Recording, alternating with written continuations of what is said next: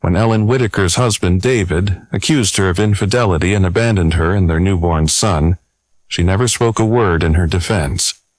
A decade later, as their son falls seriously ill and needs a biological match for a rare transplant, Ellen breaks her silence, and what she reveals shatters everything the town thought they knew about the past.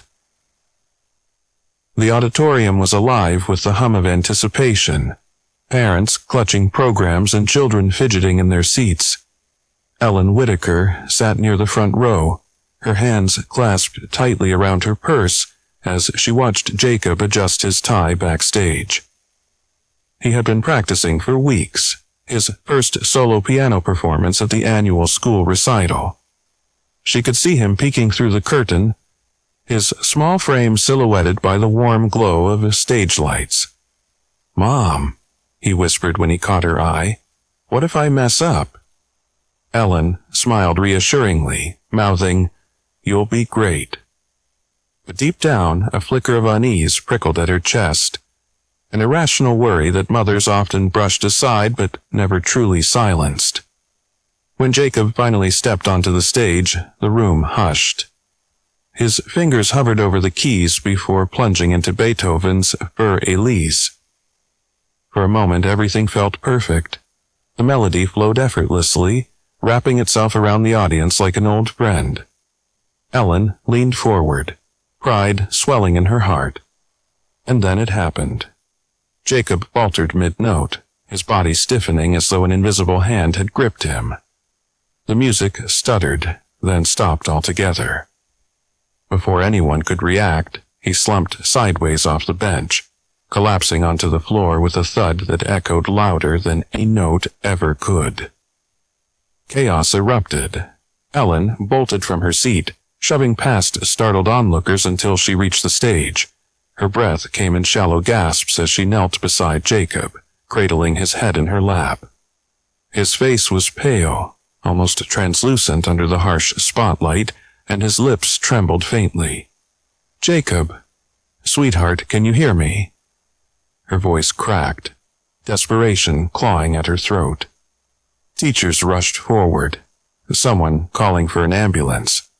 Ellen barely registered their voices. All she could focus on was the steady rise and fall of Jacob's chest. He was breathing, at least that much was certain, but something was horribly wrong. By the time paramedics arrived, Jacob had regained consciousness, though confusion clouded his eyes. They loaded him onto a stretcher, strapping him down with practiced efficiency.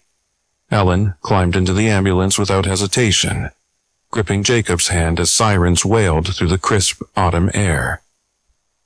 The hospital waiting room became a blur of sterile white walls and fluorescent lighting.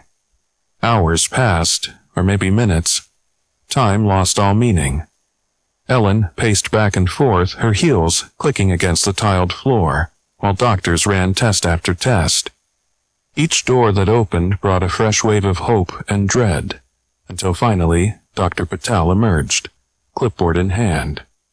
She was a petite woman with sharp features softened by kind eyes behind wire-rimmed glasses. "Mrs. Whitaker," she began gently, gesturing toward a private consultation room. "Let's talk." Ellen followed numbly, sinking into a chair across from the doctor. Every instinct screamed at her to brace herself, yet nothing could have prepared her for what came next. "Jacob has a rare blood disorder called aplastic anemia," Dr. Patel explained, her tone measured but compassionate. "It means his bone marrow isn't producing enough healthy blood cells. Without treatment, his condition can be life-threatening." Ellen's world tilted. "Treatment? Is there a cure?" "There's hope," Dr. Patel said carefully. "A bone marrow transplant could potentially save his life. However, finding a genetic match is critical and not guaranteed." The words hit Ellen like a freight train. A genetic match, bone marrow transplant, life-threatening. Her mind raced, piecing together fragments of information she didn't want to comprehend. "What happens now?" she managed to ask, her voice barely above a whisper. "We'll start by testing immediate family members.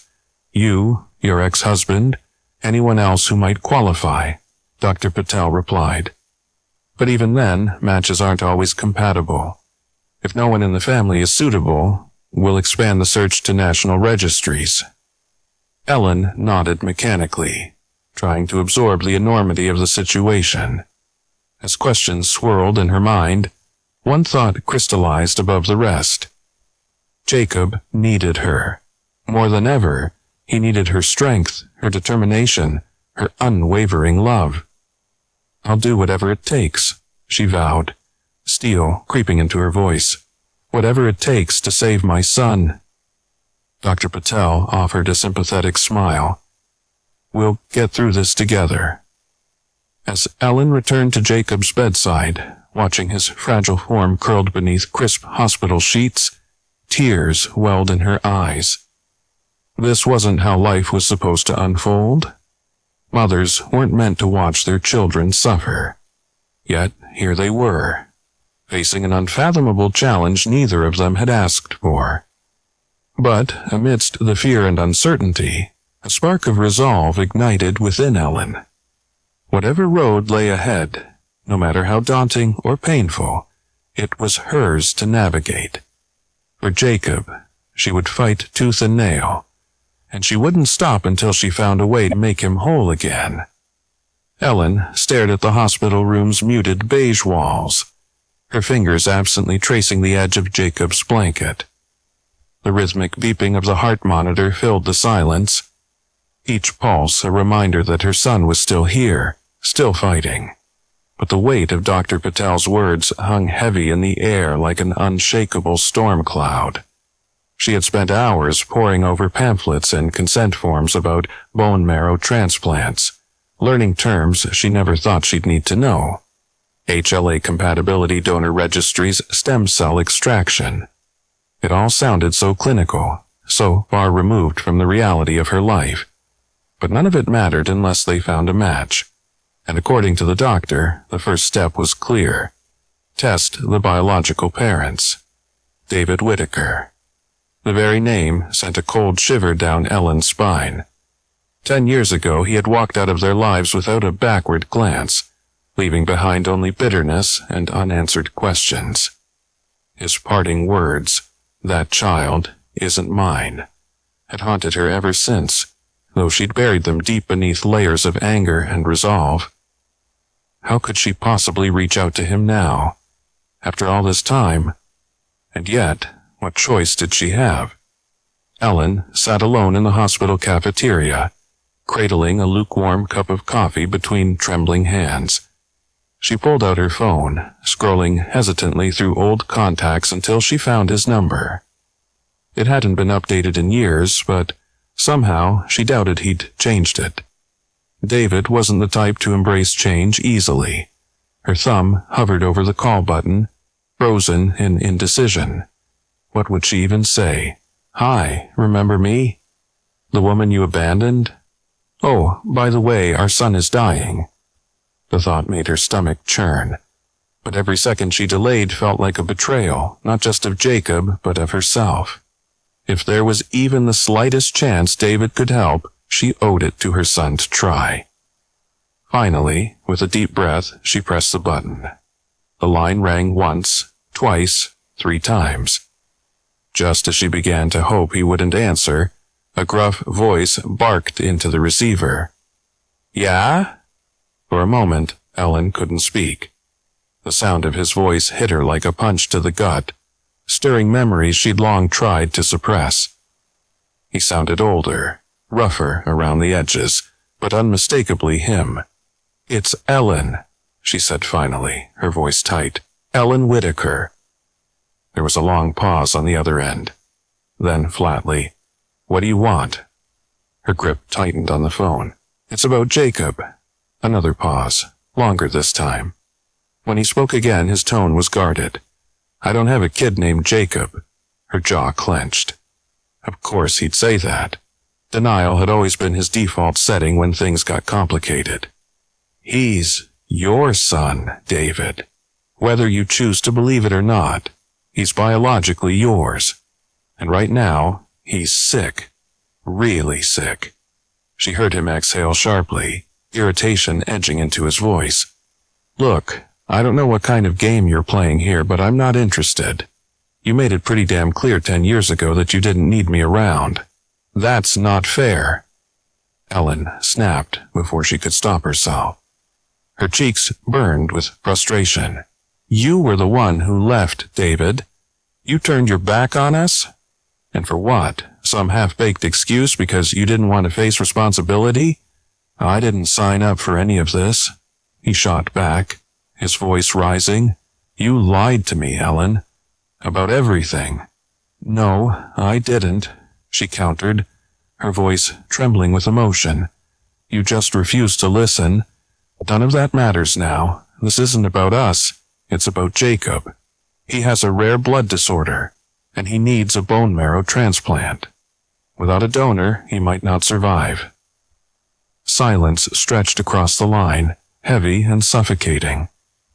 For a fleeting moment, Ellen allowed herself to hope that maybe, just maybe, he'd soften.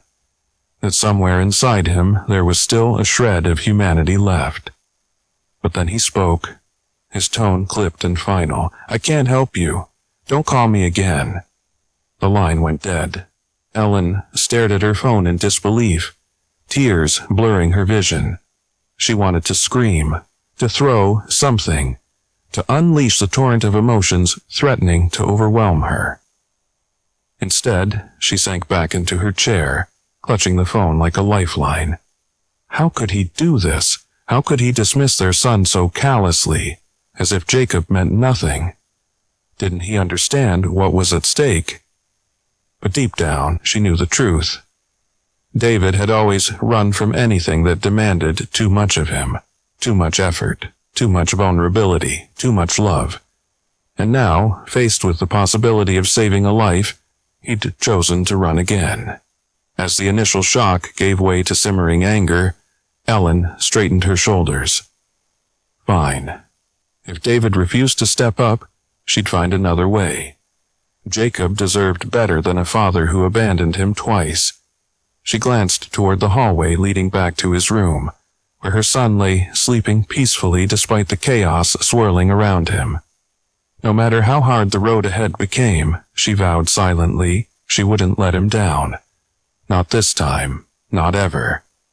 The memory came unbidden, sharp and vivid as though it had happened yesterday.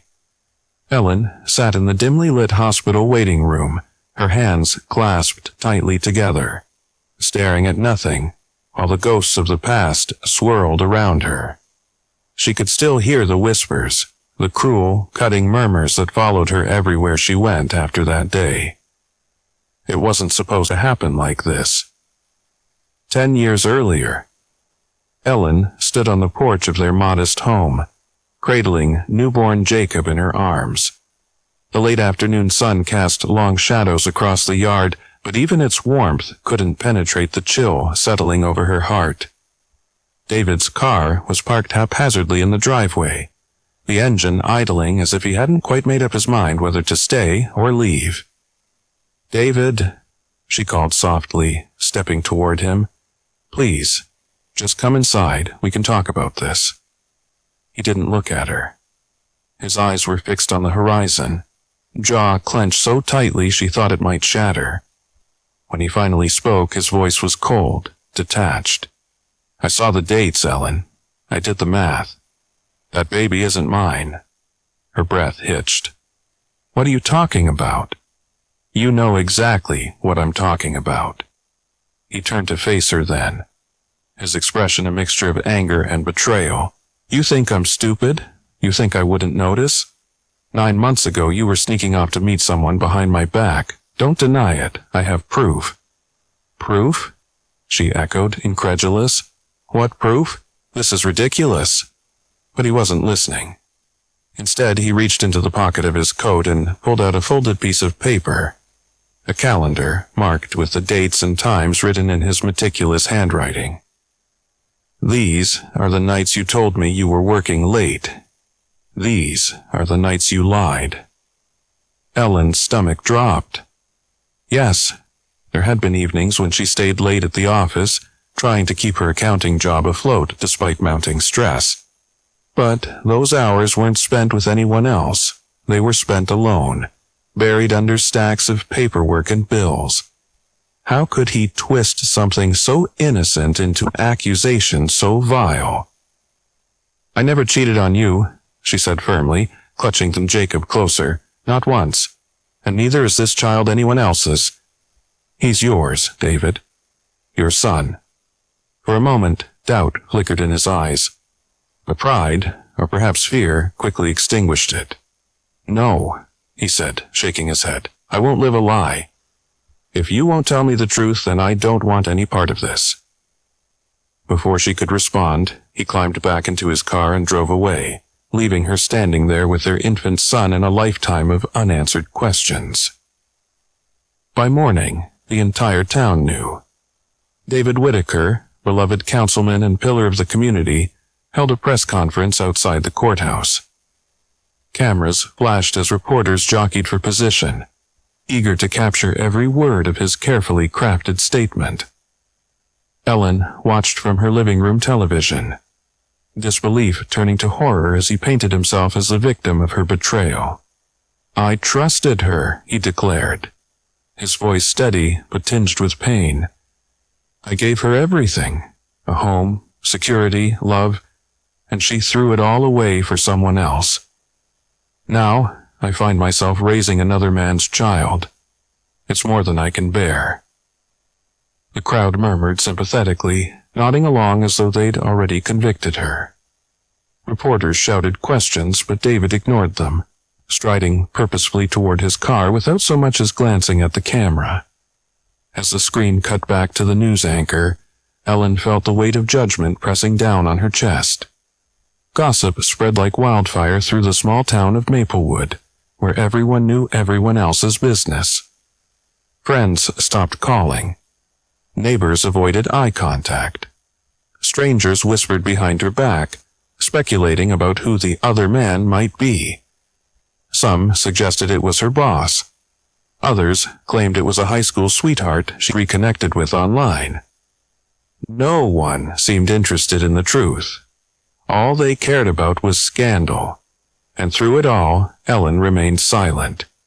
She refused to dignify the rumors with a response, knowing full well that denying them would only fuel further speculation. Besides, how could she explain something that wasn't true? How could she convince people who had already made up their minds? So she endured the isolation, focusing instead on caring for Jacob. In those early days, he became her lifeline, the one pure, untainted thing in a world that had turned against her. She poured every ounce of love and energy into being the best mother she could be, determined to shield him from the ugliness surrounding them. But no matter how hard she tried, the scars remained. Not just for her, but for him too. Even now, 10 years later, she wondered if Jacob sensed the absence of a father figure. If he understood why other kids had dads who showed up for soccer games and school plays, while his own dad lived somewhere far away, refusing to acknowledge his existence. Back in the present, Ellen blinked away tears, forcing herself to focus on the here and now. The past couldn't be changed. It was immutable, carved into stone. But the future was still unwritten, and for Jacob's sake, she had to keep writing it, even if it meant finding strength she didn't know she had. Ellen sat in her car outside the nondescript medical office, gripping the steering wheel so tightly her knuckles turned white. She had spent days rehearsing what she would say to David, trying to anticipate every possible reaction. But no amount of preparation could have steeled her for the reality of sitting across from him again after 10 years. David arrived late, as if to prove he still held all the power. He strode into the parking lot wearing an immaculate suit. His armor, Ellen thought bitterly, and slid into the passenger seat without a word. The air inside the car grew thick with tension, each breath heavy with unspoken resentment. "Thanks for coming," Ellen said finally, her voice strained but polite. "I know this isn't easy." David scoffed. "Easy? You dragged me here under false pretenses, dredging up things that should have stayed buried. And now you expect me to play along like some charity case?" "It's not about us," Ellen shot back, her patience fraying. "It's about Jacob. He's dying, David, dying. If there's even a chance you can help him, don't you think you owe it to him to try?" His jaw tightened, but he didn't argue further. Instead, he stared straight ahead, his expression unreadable. After a long pause, he muttered, "Fine. Let's get this over with." The paternity test was quick and clinical. A simple swab of the cheek, sealed in a sterile container, and sent off to the lab. The technician assured them the results would be ready within 48 hours. To Ellen, those 2 days felt like an eternity. When the call finally came, they agreed to meet at the same medical office where the test had been administered. This time, David didn't bother hiding his contempt. He paced the small waiting area like a caged animal, radiating hostility. Dr. Patel greeted them both with practiced neutrality, leading them into a private consultation room. Ellen perched on the edge of her chair, hands clasped tightly in her lap, while David leaned against the wall, arms crossed defiantly. "I'll cut to the chase," Dr. Patel began, glancing between them. "The paternity test confirms that Mr. Whitaker is not Jacob's biological father." For a moment, silence hung heavy in the room.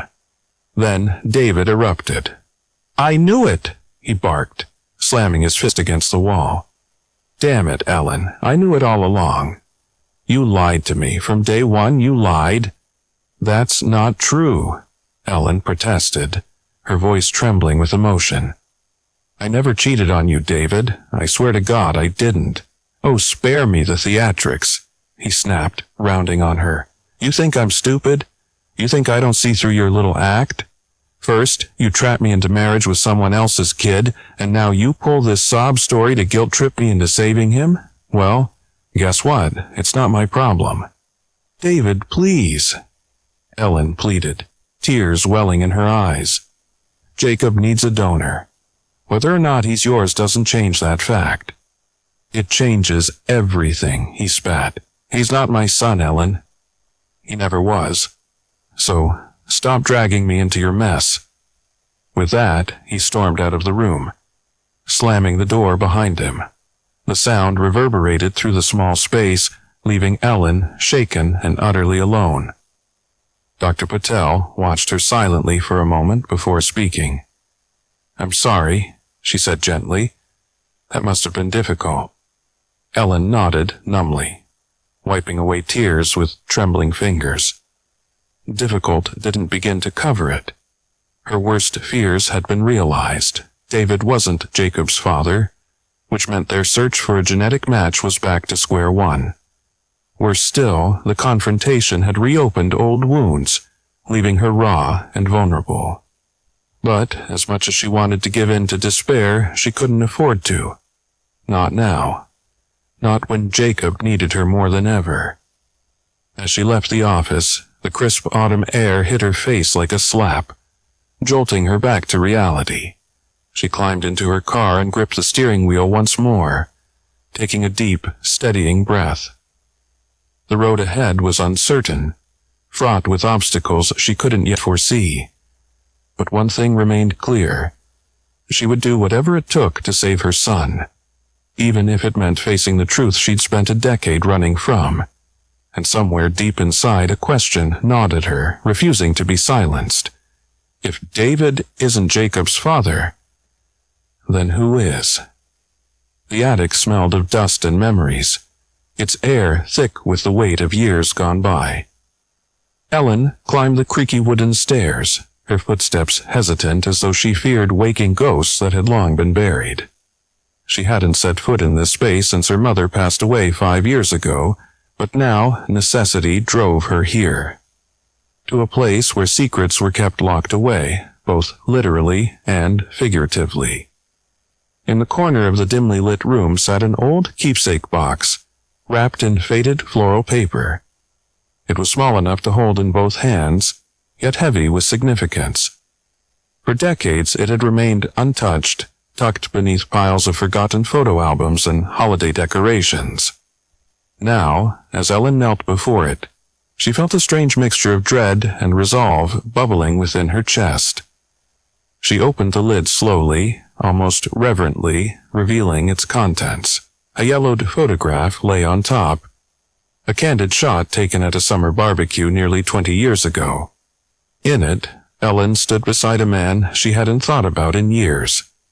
Peter Callahan.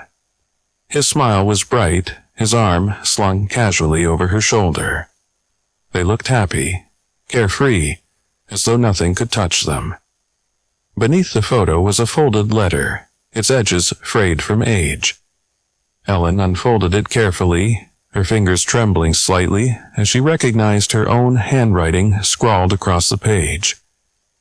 The words blurred momentarily through unshed tears, but she forced herself to read them aloud in a whisper. Dear Peter, I don't even know where to start. So much has happened since we last spoke, and I'm not sure how to tell you this, but I'm pregnant. I didn't plan for any of this, and neither did you, but it's happening all the same. I wish things were different. I wish we could go back to those days when life felt simple and full of promise, but no matter what happens next, please know that I'll always cherish the time we shared. Ellen paused, swallowing hard against the lump rising in her throat. She remembered writing those words late one night, sitting cross-legged on her bed with a pen and notebook, pouring out emotions she couldn't bring herself to say aloud. She'd never sent the letter. It had stayed in the box, along with the truth she wasn't ready to face. At the bottom of the box lay a business card, worn and creased. On it was printed a single name, Peter Callahan, followed by a phone number and an address in Chicago. Even after all these years, the sight of it made her heart race. Ellen sat amidst the clutter of the attic, staring at the items in front of her. Her mind raced with questions and possibilities. Could Peter be Jacob's biological father? Had he ever wondered about her, or about the child he might have fathered? And if he was still alive, would he even care? For so many years, she had convinced herself that burying the past was the only way forward. After David left, she told herself it didn't matter who Jacob's real father was.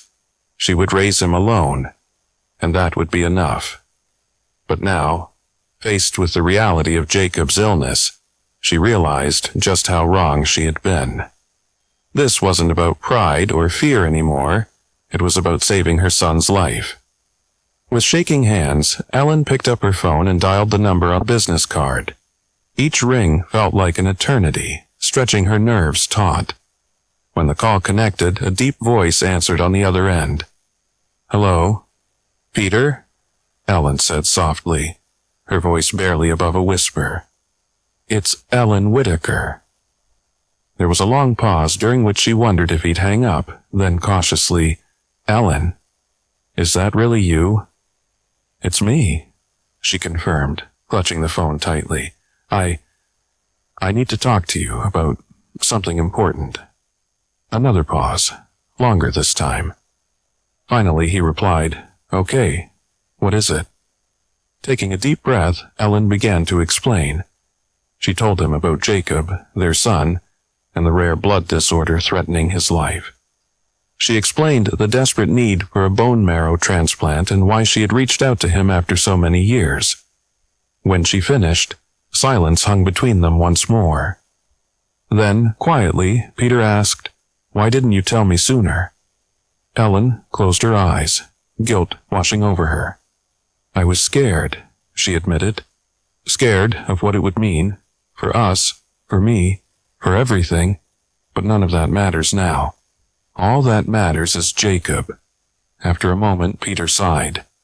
Send me whatever information you need. If there's a chance I can help him, I'll do it. Relief flooded through Ellen, so overwhelming it brought fresh tears to her eyes. "Thank you," she whispered. "Thank you for listening, for caring." "I'll do what I can," Peter replied simply. "For Jacob. And for you." As they ended the call, Ellen sat in the quiet attic, the weight of the world lifting ever so slightly from her shoulders. She didn't know what the future held or whether Peter would turn out to be a match. But for the first time in days, she allowed herself to feel a flicker of hope.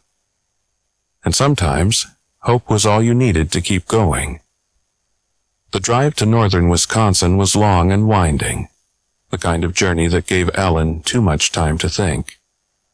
The landscape shifted gradually as she left behind familiar suburbs, trading strip malls and traffic lights for dense forests and endless stretches of quiet highway.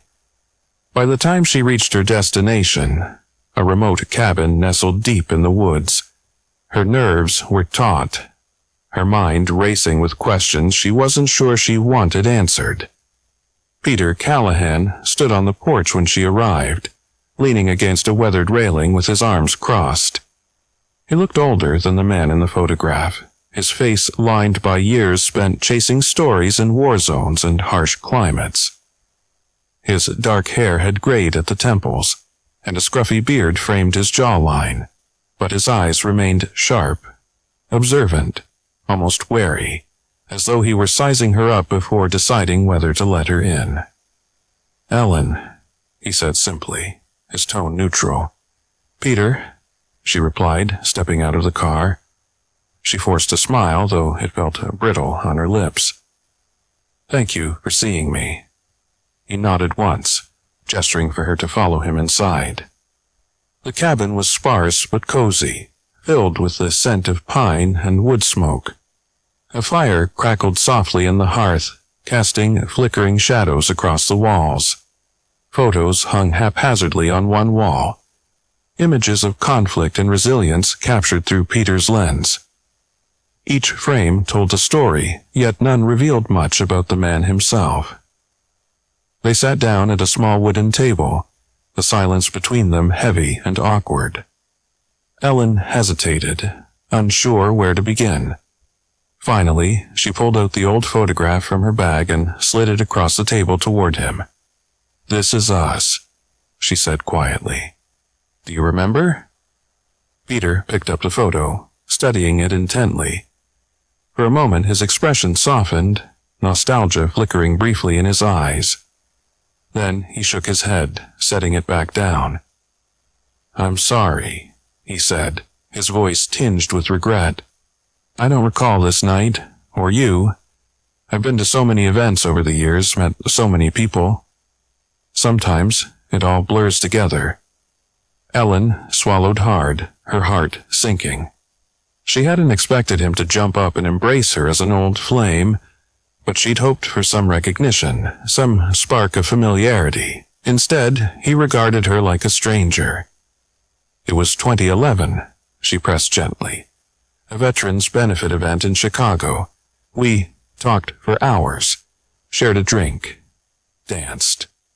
Her cheeks flushed at the memory, though she doubted he noticed. "You mentioned you were heading overseas soon for an assignment, and then—" She trailed off, unable to finish. "And then what?"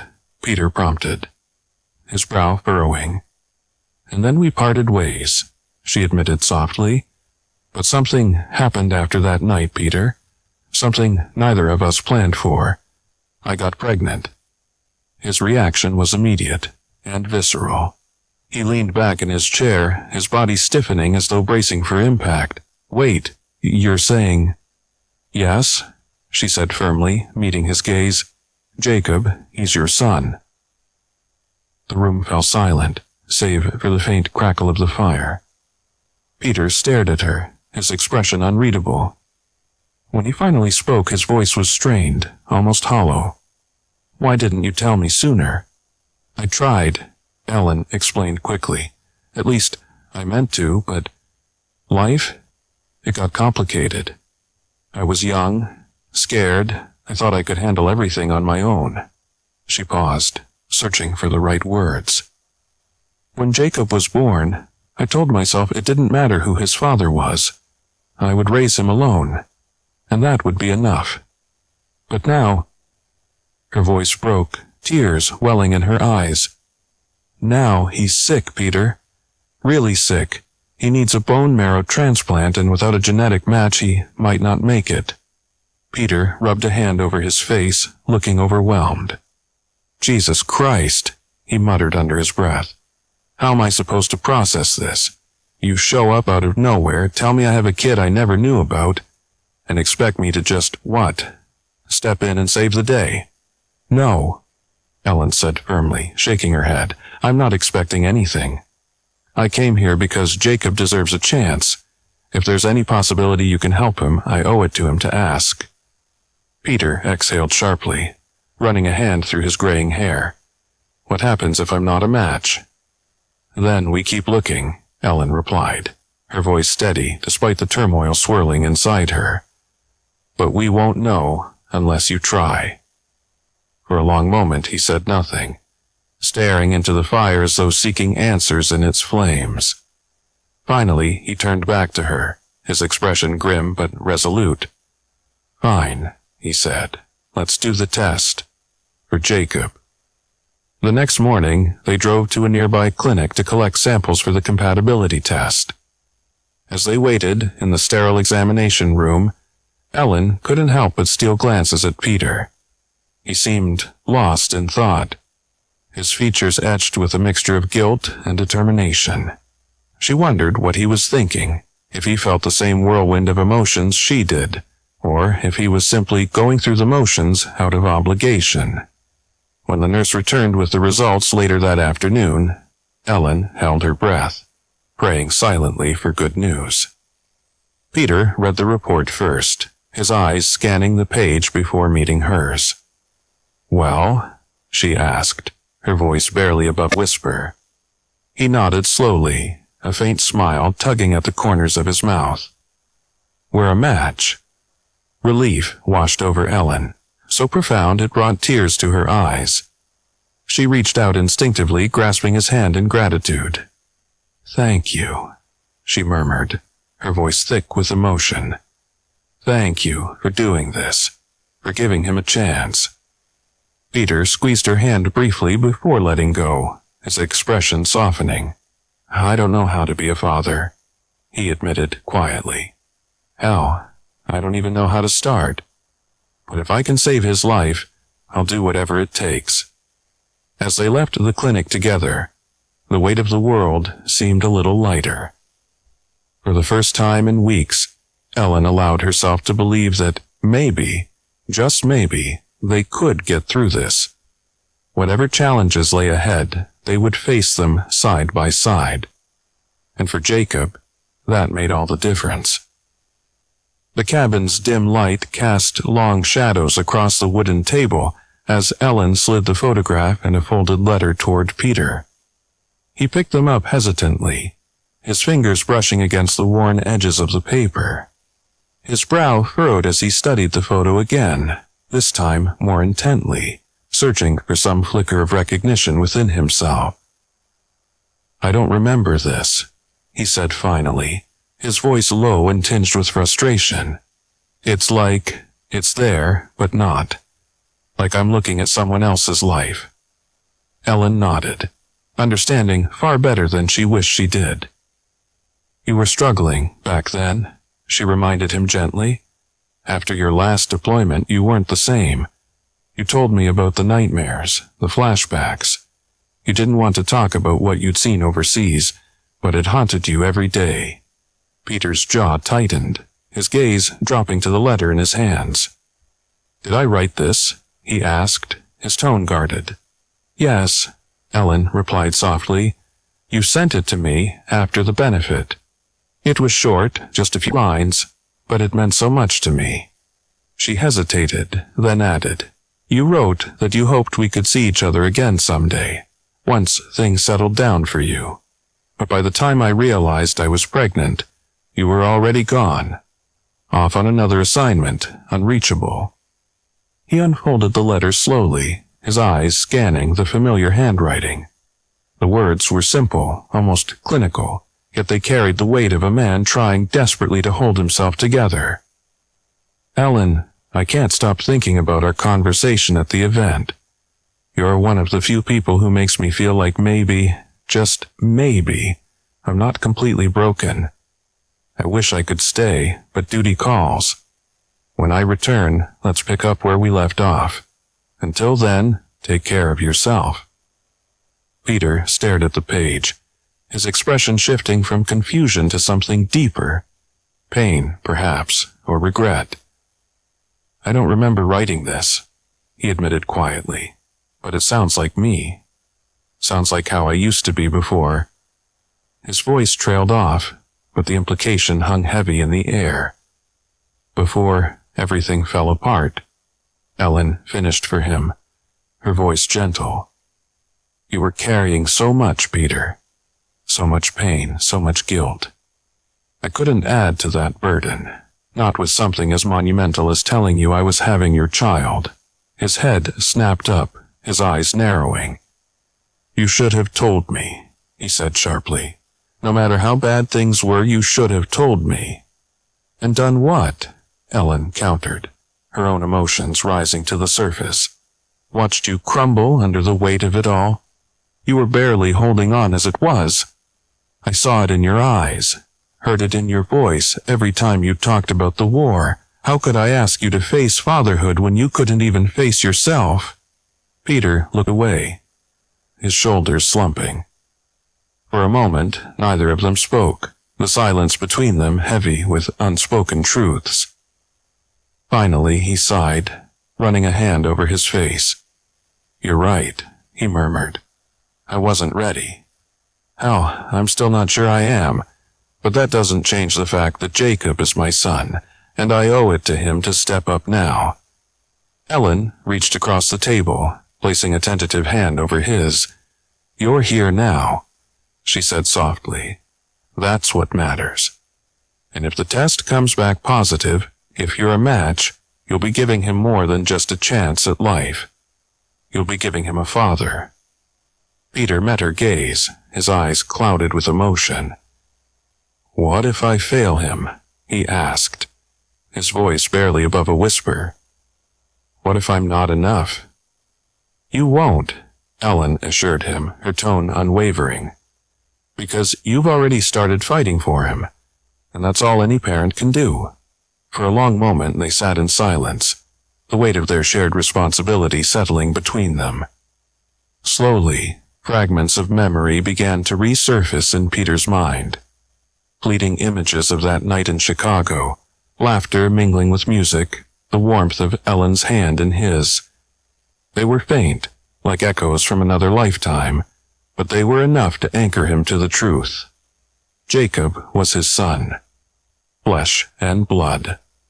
A living connection to a part of himself he had long buried beneath layers of trauma and denial. And no matter how daunting the road ahead might seem, Peter knew one thing with absolute certainty. He would fight for him. Not because he owed it to Ellen, or because it was the right thing to do, but because deep down, in a place untouched by war or fear, he wanted to. The hospital room was bathed in soft artificial light, the hum of medical equipment providing a steady backdrop to the quiet scene unfolding within.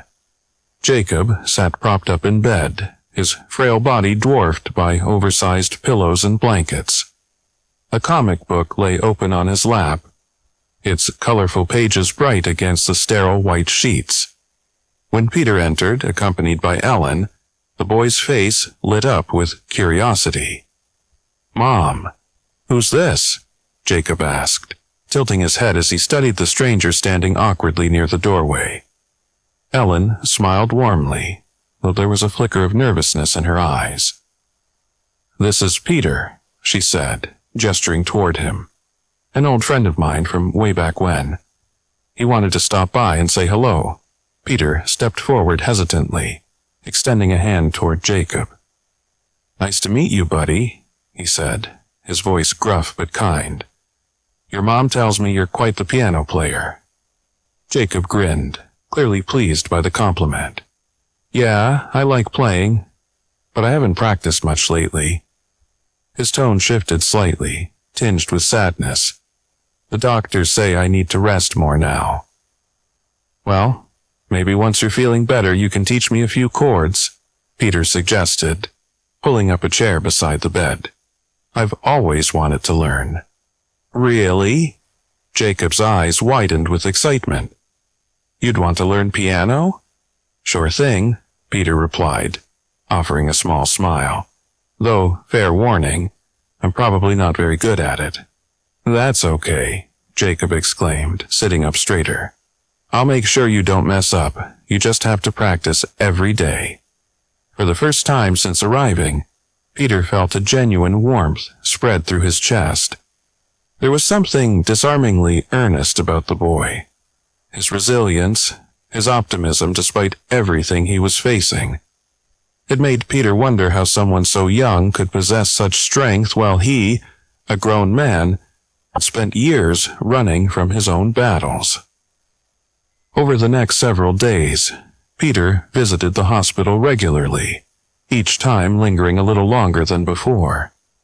At first, their conversations were simple, Jacob asking about Peter's travels as a photojournalist, Peter marveling at the intricate details of superhero comics.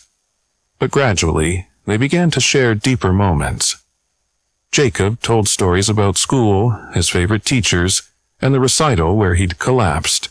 In turn, Peter recounted tales of faraway places he'd documented, painting vivid pictures of bustling markets in Cairo and serene rice paddies in Vietnam.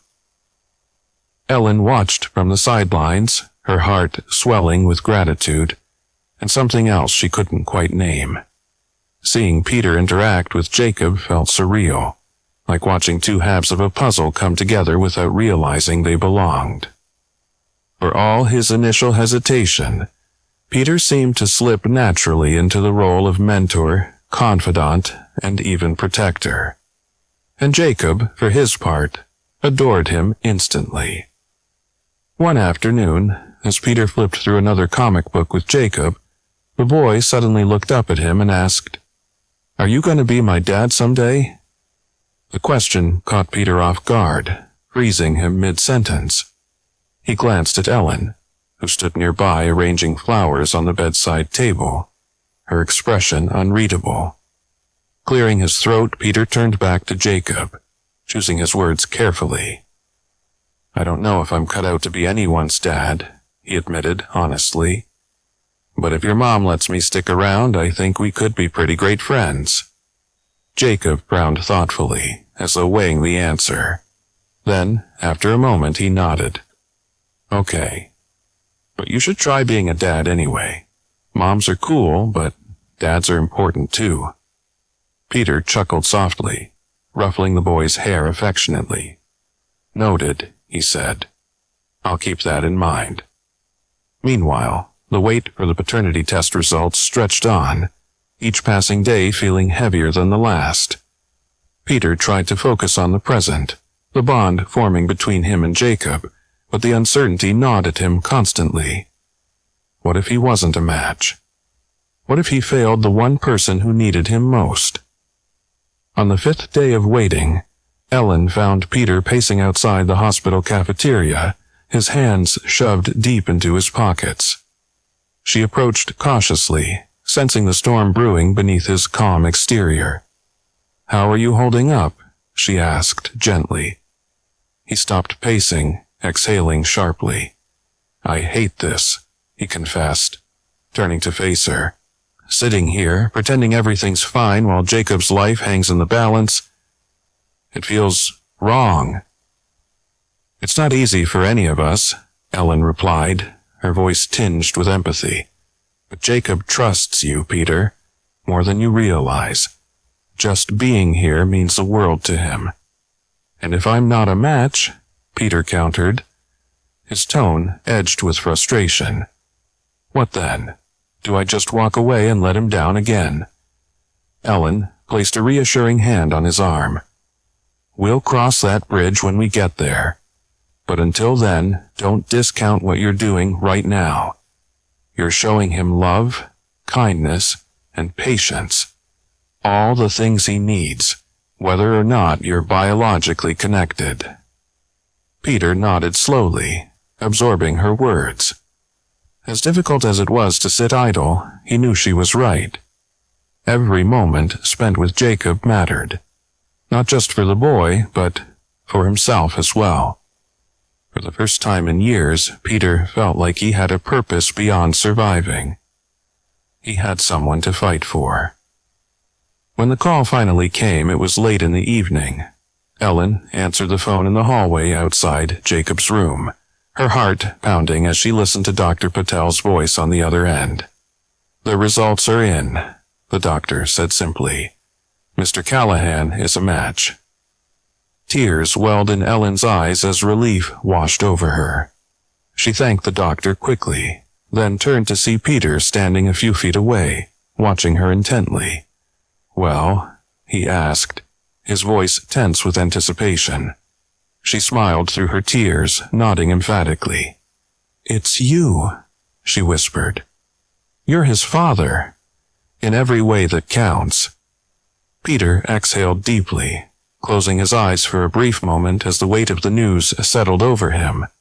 When he opened them again, there was a newfound resolve in his gaze, a determination to step fully into the role fate had handed him. "Let's do this," he said firmly, "for Jacob." As they walked back into the hospital room together, Jacob looked up from his comic book, his smile lighting up the space between them. Neither Ellen nor Peter spoke aloud, but both knew the same truth. They weren't just fighting for Jacob's life anymore. They were building a family. The coffee shop was quiet, its air thick with the aroma of freshly brewed espresso and baked goods. Ellen sat across from David at a small corner table, her hands wrapped tightly around a lukewarm cup of tea. She had debated for days whether to tell him the truth about Peter, whether he deserved to know, or if it would only reopen old wounds. But in the end, she decided he had a right to understand why she had kept silent all these years. David leaned back in his chair, arms crossed defensively, his expression unreadable. "So," he began, his tone clipped, "you dragged me here to explain yourself. Let's hear it." Ellen took a deep breath, steeling herself for what she was about to say. "I owe you an apology for everything, for not telling you the truth sooner, for letting you believe something that wasn't real." Her voice wavered slightly, but she pressed on. "Jacob isn't your son, David. He never was." David's jaw tightened, though he didn't interrupt. His eyes bore into hers, searching for some sign of deception, but all he found was sincerity. "His father is Peter Callahan," Ellen continued softly. "We met briefly during a veterans benefit event in 2011. It was one night, nothing more. By the time I realized I was pregnant, Peter was already overseas on another assignment. I tried reaching out, but..." She hesitated, choosing her words carefully. "He wasn't in a place where he could handle the news. Not then." David's brow furrowed, suspicion creeping into his voice. "What do you mean, not in a place?" Ellen sighed, leaning forward slightly. "Peter served multiple tours as a combat photographer. He saw things no one should ever have to see. By the time we met, he was struggling, badly. PTSD, survivor's guilt, nightmares every night. He couldn't even face himself, let alone the idea of being a father." David's defenses faltered slightly, though his skepticism remained.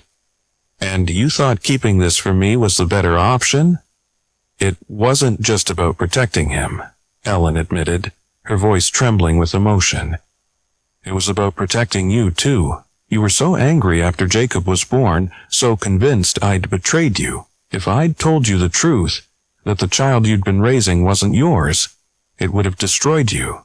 Honestly, I didn't think you'd believe me anyway." David stared at her, his expression softening incrementally. For years, he had carried the weight of betrayal, convinced that Ellen had lied to him and shamed him publicly. But now, faced with the reality of her reasoning, cracks began to form in the walls he had built around himself. "What changed?" he asked finally, his voice quieter than before. "Why tell me now?" "Because Jacob needs a bone marrow transplant," Ellen replied, tears welling in her eyes. "Without a genetic match, he won't survive. When the test came back showing you weren't his father, I had no choice but to reach out to Peter, and when he agreed to help—" She paused, swallowing hard. "I realized how wrong I was to keep this secret for so long. From both of you." David looked away, his gaze drifting toward the window. Outside, leaves swirled in the crisp autumn breeze, their colors vibrant against the gray sky. He seemed to retreat inward, processing everything she had said. After a long silence, he spoke again, his tone softer but still tinged with bitterness. "So, Peter, the guy who abandoned you, is stepping up now, playing hero while I'm left looking like the fool?" "It's not like that," Ellen insisted, her voice firm despite the tears streaming down her cheeks. "Peter didn't abandon me. He didn't know, and neither did you. We were all victims of circumstances none of us chose. But Jacob, he's the one paying the price for our mistakes. He doesn't deserve that." David's shoulders sagged, the fight draining out of him. For the first time in years, he allowed himself to see beyond his own pain, to consider the bigger picture. "Tell me about him," he said quietly. "Peter?" Ellen hesitated, surprised by the question. Then, slowly, she began to speak. "He's complicated, haunted, maybe, but also kind, brave.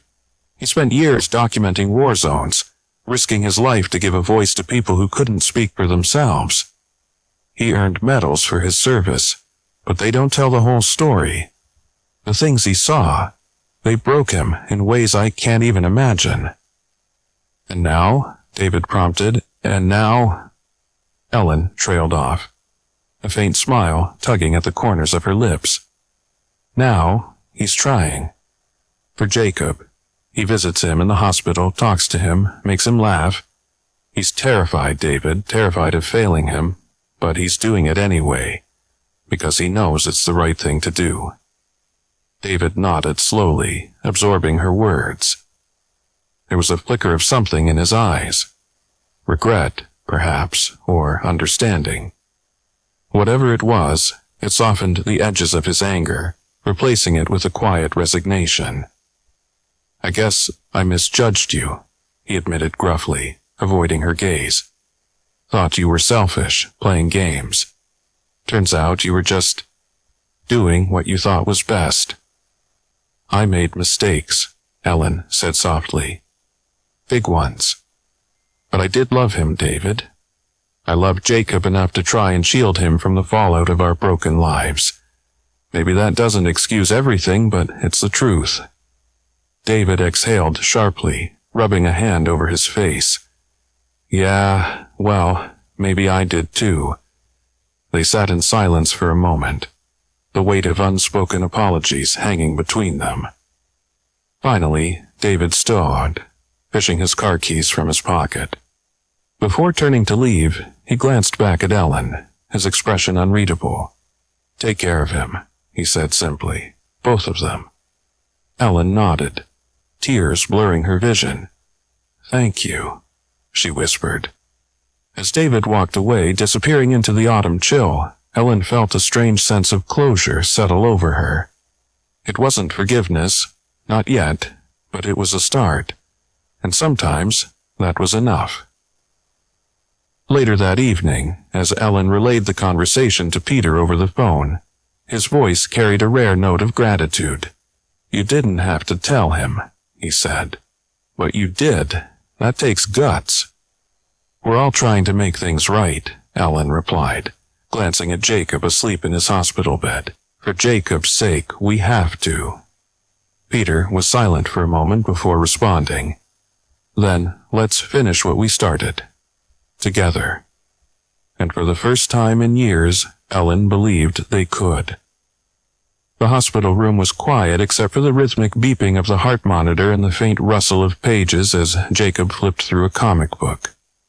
Ellen sat nearby, her attention divided between her son and the paperwork spread across the bedside table.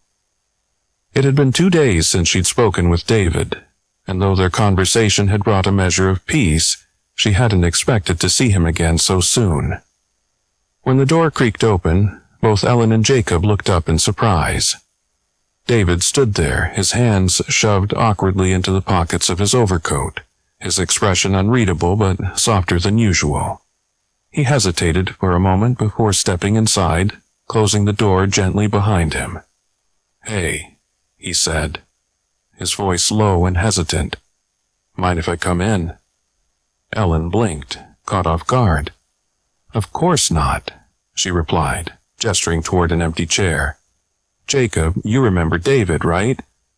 Jacob nodded eagerly, his face lighting up with recognition. "Hi, Mr. Whitaker. Mom told me about how you used to coach my Little League team when I was little." David chuckled softly, though there was a flicker of sadness in his eyes. "Yeah, those were good times," he said, pulling up a chair beside the bed. "You were always swinging for the fences, weren't you?" "I still am," Jacob joked, holding up his fists like a batter. "Just gotta get better first." For a moment, the three of them shared a laugh, the tension easing slightly. But beneath the surface, unspoken emotions swirled, regret, longing, and the fragile possibility of redemption. As the afternoon wore on, David surprised them both by staying longer than expected. He asked Jacob questions about school, his favorite hobbies, and even quizzed him on superhero trivia. To Ellen's astonishment, Jacob responded with enthusiasm, treating David like an old friend rather than someone who had once walked out of his life. At one point, while Jacob was distracted drawing pictures in a notebook, David turned to Ellen, his tone quieter but earnest. "He's amazing," he admitted, his gaze lingering on the boy. "I forgot how much light he brings to a room."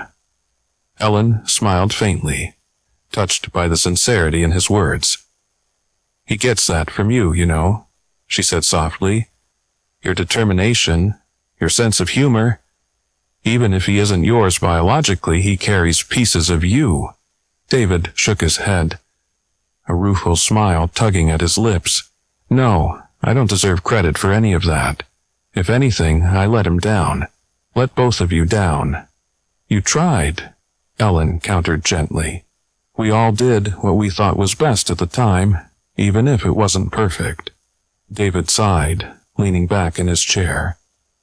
For a long moment he watched Jacob scribble furiously in his notebook, lost in his own imaginative world. Then, almost to himself, he murmured, "Maybe it's not too late to try again." Ellen glanced at him sharply, unsure if she'd heard him correctly. "What do you mean?" He met gaze, his expression resolute despite the vulnerability in his eyes. "I'm not his father, not in the way that matters, but I care about him, Ellen. I cared about him before I knew the truth, and I care about him now. Maybe I can't give him what Peter can, but I can still be here for him, be part of his life."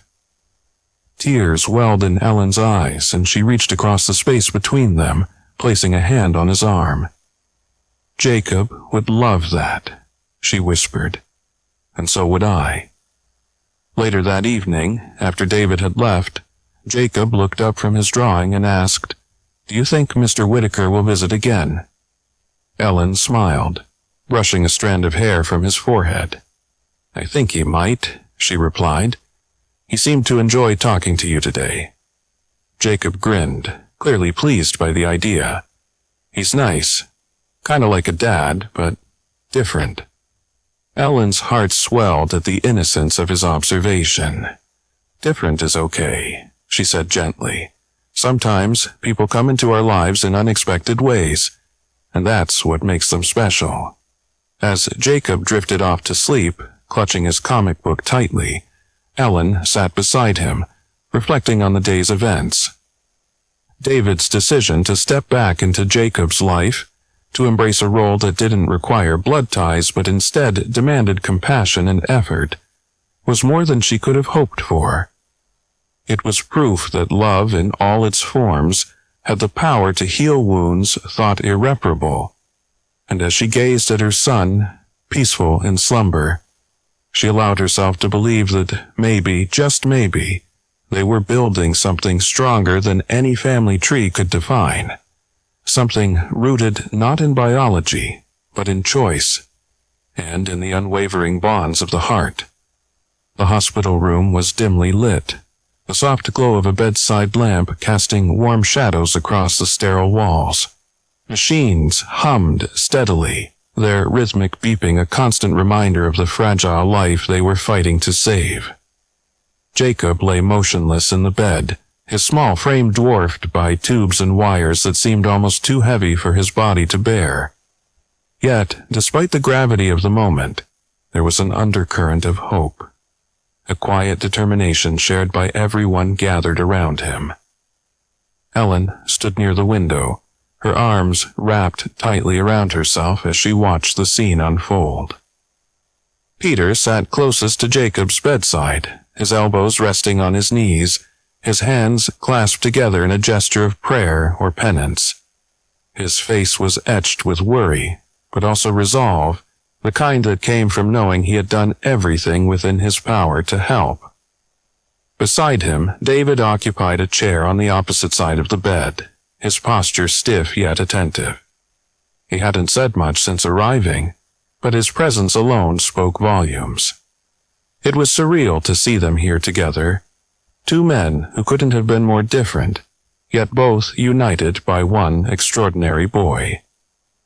Ellen felt a lump rise in her throat as she observed their silent vigil, each lost in his own thoughts yet connected by the same purpose. They weren't just sitting beside Jacob, they were standing guard over him, protecting him in ways neither could have anticipated. The transplant procedure itself had gone smoothly, according to Dr. Patel. Now comes the hard part, she had explained gently. Recovery is unpredictable. Jacob's body needs time to accept the new cells and rebuild its strength. But we're optimistic. Optimistic. That single word carried so much weight, offering a lifeline when the alternative was unthinkable. Ellen clung to it now, repeating it silently like a mantra as she gazed at her son. His cheeks were pale, his breathing shallow, but every rise and fall of his chest felt like a victory, a testament to his resilience. Peter glanced up at her then, his eyes meeting hers across the room. There was no need for words between them. They understood each other perfectly in this moment. She offered him a small, grateful smile, which he returned hesitantly before turning his attention back to Jacob.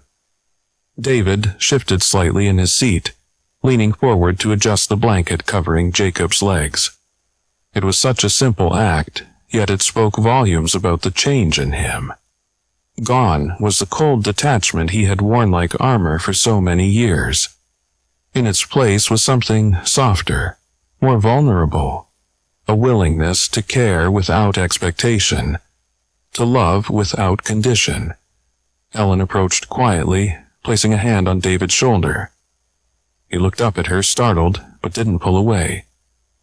"Thank you for being here," she said softly. "It means the world to me, and to him." David nodded, his expression guarded but sincere. "I meant what I said earlier," he replied. "I want to be part of his life, not as a father, but whatever he'll let me be." "You already are," Ellen assured him, her voice thick with emotion.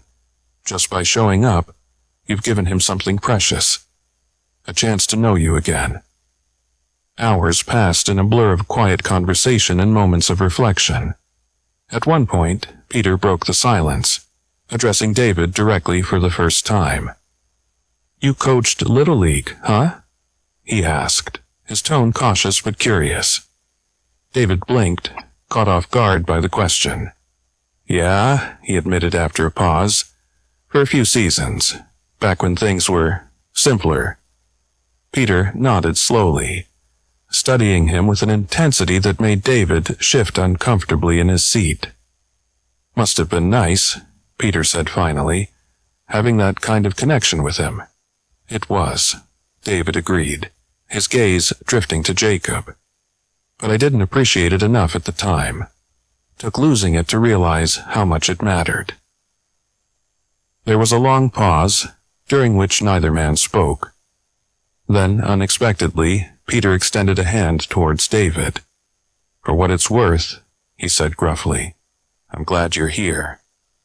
He deserves all the good people he can get. David hesitated only briefly before accepting the handshake, his grip firm. Same goes for you, he replied. He's lucky to have someone willing to step up the way you have. Ellen watched the exchange from the doorway, her heart swelling with gratitude. These two men, once strangers, now forever linked through Jacob, had found common ground in their shared devotion to her son. It wasn't perfect, and it certainly wasn't easy, but it was real. And sometimes that was enough. As night fell, the hospital grew quieter, the bustle of daytime activity giving way to hushed tones and muted footsteps in the hallway. Ellen settled into a chair near Jacob's bed, her eyes heavy with exhaustion but unwilling to close. Across from her, Peter leaned back in his seat, his head tilted toward the ceiling as if seeking answers among the fluorescent lights. David remained steadfast in his position, occasionally reaching out to brush a stray hair from Jacob's forehead or adjust the IV line. In that moment, surrounded by the steady rhythm of machines and the unspoken bond between these two men, Ellen allowed herself to believe in miracles. Jacob was strong. He had always been strong. And now he wasn't facing this battle alone. He had not one, but two fathers, each flawed, each carrying scars of their own, but both determined to see him through. As she reached for Jacob's hand, intertwining her fingers with his tiny ones, Ellen whispered softly, We're all here, sweetheart. No matter what happens next, we're all here. And for the first time in a long while, she truly believed it. Months had passed since the transplant, and life in the Whitaker household, or what was now becoming a patchwork family of sorts, had settled into a rhythm that felt almost normal.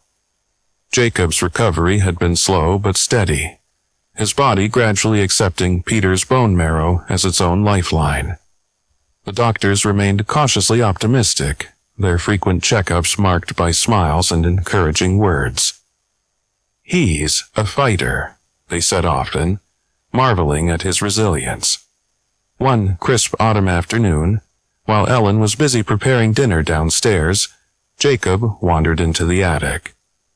It wasn't a place he visited often. It was cluttered with dusty relics of the past, boxes stacked haphazardly beneath the slanted eaves. But something about the quiet stillness drew him today, a curiosity spurred by stories his mother had shared over the years. As he rummaged through an old trunk filled with photo albums and forgotten trinkets, his fingers brushed against the edge of a small floral-wrapped box tucked away in the corner. The keepsake box. He recognized it immediately from the few times Ellen had mentioned it. The repository of secrets and memories she kept locked away. Jacob opened it carefully, his young eyes widening as he took in its contents. A faded photograph, a business card, and a folded letter yellowed with age. His gaze lingered on the letter, intrigued by the handwriting scrawled across the top. Ellen. Tentatively, he unfolded it and began to read. By the time Ellen climbed the creaky stairs to the attic, drawn by the faint sound of rustling paper, she found Jacob sitting cross-legged on the floor, the letter clutched in his hands. His brow was furrowed in concentration, his lips moving silently as he reread the words. Jacob, she said softly, stepping closer. "What are you doing up here?" He looked up at her, his expression a mixture of confusion and awe. "Mom? Is this from Dad? From Peter?" Ellen nodded slowly, sinking down beside him. She reached for the letter, smoothing its creased edges with tender fingers. "Yes," she replied. "It's from before you were born, before I even knew I was pregnant." Jacob tilted his head, his curiosity piqued. "Why didn't you tell me about this sooner?" Ellen sighed, brushing a strand of hair behind her ear. "Because some stories take time to share," she admitted. "And because not all truths are easy to face." For a long moment they sat in silence, the weight of unspoken history hanging between them. Finally, Ellen spoke again, her voice soft but steady. "Do you want to hear the whole story? Not just about your father's, but about everything?" Jacob nodded eagerly, scooting closer to her. "Yeah, I do." And so Ellen began to tell him, not just the facts, but the emotions behind them. She spoke of the night she met Peter, how their brief connection had sparked something unexpected yet profound. She described the fear and uncertainty she felt when she discovered she was pregnant, alone, and unsure of how to reach the man who might never be ready to embrace fatherhood. She told him about David, too, their marriage, his accusations, and the heartbreak of watching him walk away. "I didn't lie to him, Jacob," she said firmly, meeting her son's wide-eyed gaze. "But I did choose silence because I thought it would protect everyone involved. I didn't realize then that sometimes the truth hurts less than the questions we leave unanswered." Her voice softened as she recounted the struggles of raising him on her own, the sacrifices she made to shield him from the chaos of her past. "You deserved a happy childhood," she explained, "even if it meant carrying the burden myself." Jacob listened intently, absorbing every word. When she finished, tears glistened in his eyes, not of sadness, but of understanding. "So, both of them love me," he said finally, his tone thoughtful, "in different ways." "Yes," Ellen replied, placing a hand on his shoulder. "They both care deeply about you, Jacob. And no matter what happens, you'll always have two people in this world who would do anything for you." As the sun dipped below the horizon, casting golden light through the attic window, Ellen stood and retrieved a fresh sheet of paper from a nearby desk. She picked up a pen and began to write, a new letter, addressed not to herself or Peter or David, but to Jacob's future children. "To my grandchildren," she began, her handwriting neat and deliberate. "If you're reading this, it means your father has chosen to share our story with you. A story of love, loss, and redemption. Of two men who stepped forward when it mattered most, and of a mother who fought tirelessly to keep her family together." Tears welled in her eyes as she continued, pouring her heart onto the page. By the time she finished, the room had grown darker, the attic bathed in shadows. Carefully, she folded the letter and placed it inside the keepsake box alongside the others. Jacob watched her quietly, his young mind grappling with the enormity of what he'd learned. Finally, he asked, "Will I ever get to read that letter?" Ellen smiled, brushing a kiss against his forehead. "Someday," she promised, "when the time is right." As they descended the stairs together, leaving the attic and its secrets behind for now, Ellen glanced back once more. In that moment, she realized that the story wasn't truly hers anymore. It belonged to Jacob now, to carry forward, to shape into something new. And as the camera panned out, capturing the warmth of the fading sunlight spilling through the attic window, the keepsake box sat quietly in its corner, waiting patiently for the next chapter to unfold.